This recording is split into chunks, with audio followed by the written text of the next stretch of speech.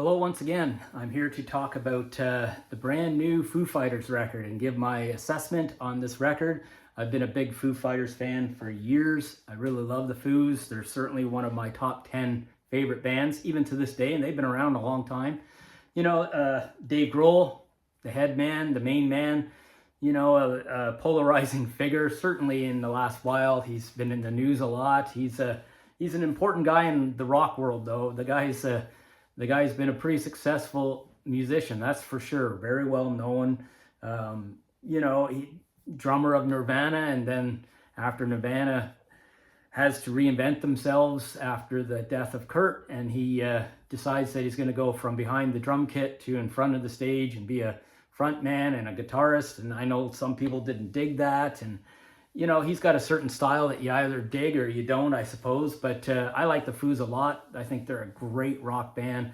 One of those modern, honest rock bands. You can't, if you're a rock guy, you have to love the Foos, really. So their newest record, I thought I'd do a review, but I wanted to do a bit of a different take on it because, this new record is the latest from the Foos with another new drummer. So, of course, over my shoulder is Medicine at Midnight, the last album featuring the real Foos drummer, which is Taylor Hawkins, and of course he passes away, which was a huge blow to that band because Dave Grohl and Taylor had a real good, connection going on there, and good, it's well documented that they were tight, as people as well. So big loss to the Foo Fighters and Dave Grohl. So what does he do next? So he brings out their album they brought out after Taylor had passed. Their first album was But Here We Are.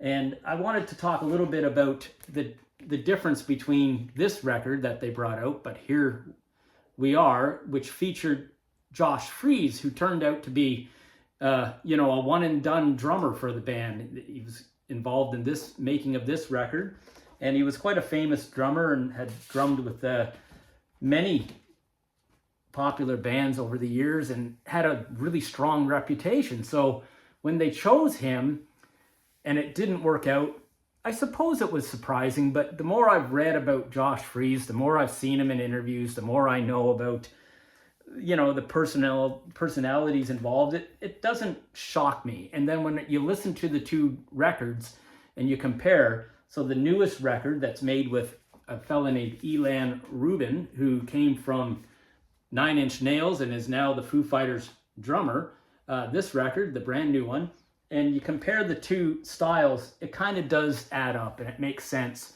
Josh Freese is a more, I think, technically proper drummer and a little bit more reserved in his playing, whereas this guy that joined up with the Foos, this Ilan Rubin fellow, he's got more of a, I think, wild swing going on and is a little bit more, certainly is a little bit more Taylor Hawkins-like. So that seems to suit the Foos sound perhaps a little better. So what do we make of the new record? The new record, I really love the cover. At first, I wasn't a big fan of the look of the cover, but I think it's growing on me. It's growing on me, and I think it's cool. It's got this really nice texture. It came with this cool Foo Fighters poster, and the vinyl itself is this beautiful red. I've got this this one that has the red. It's really nice, and it's well done. It's nice and flat. Sounds pretty good. I love it. Versus the one before was, this was the record that followed the death of Taylor. It's very subdued in its packaging.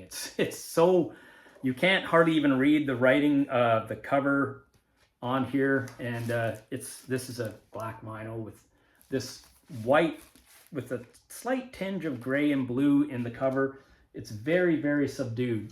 I suppose that's the way they were feeling making their first artistic album after the death of such an important member of their band. So yeah, I wanted to compare the two records. So let's talk about the new record.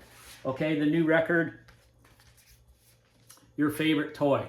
10 tracks, exactly the same number as But Here We Are, that album. And yeah, I'm a fan of this album. I think that this album reminds you of the sound of Foo Fighters for sure. I don't think it's going to turn anyone towards the two Foo Fighters if you're not already a fan.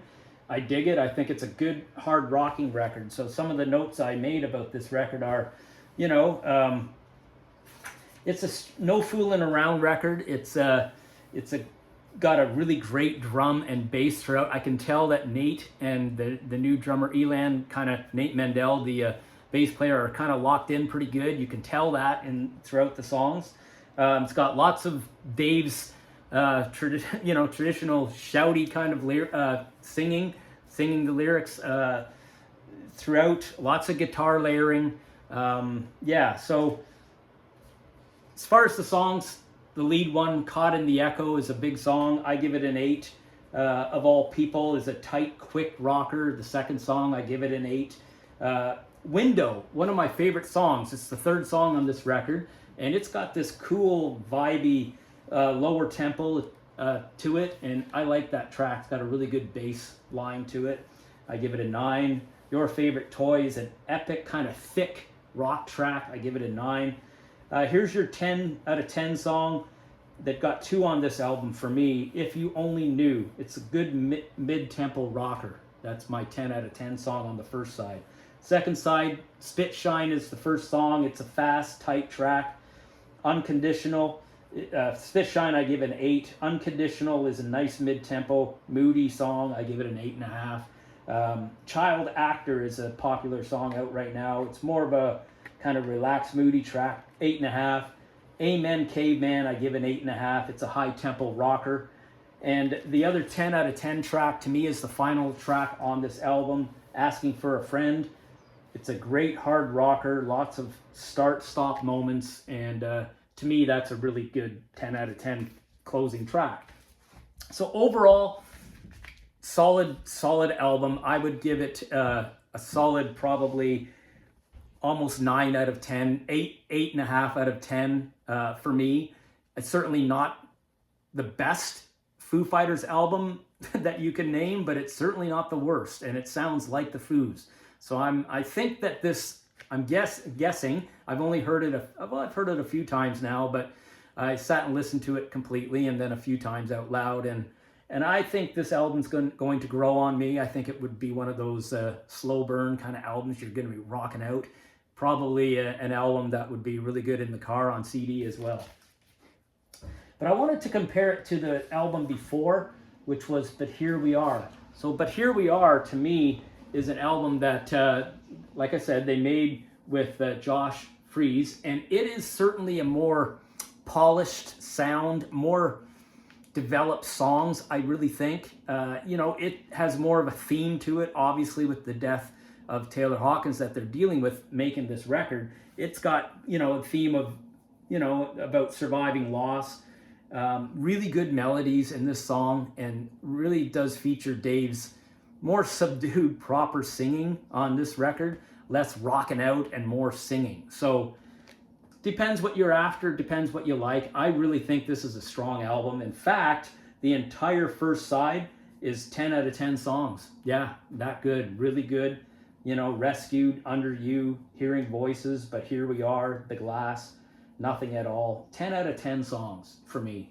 The second side also features a 10 out of 10 song, Beyond Me. I find the album dips off a little bit at the end. The Teacher, even though it's a long, popular song, I find it's not as good as some of the other quick songs. And the final song, Rest, it's just a different kind of slow, whispery song. It's not my favorite on the album, but the first side, 10 out of 10, like a really, really strong side. So, I think that in the discography for Foo Fighters, this new record is going to be a strong record. I think it signals that the Foos are far from done. That's for sure. I think if a lot of people will dig it because it is a bit of a throwback record to just rocking out, letting it go. And I really like it. I think some of the songs are not as strong as the preceding record, but overall, I think it's a strong record, and I'm happy, very happy to have another Foos. I've got the entire Foo Fighters discography, a mix of vinyl and CD. So, the Foo Fighters, I got into a lot of their stuff on CD when I was driving back and forth to Toronto in my car all the time. But I've got some Foos on vinyl too, which is cool. So there you go. That's my assessment. Strong album. I think that not quite as strong as their preceding record with Josh Freese, but some people might disagree with that. If you like sort of just the rocking out Foo Fighters, this album's a good album, and good to see a good strong rock band putting out a new record. So Dave does it again. Okay, all the best, and I'll see you again, guys. Bye.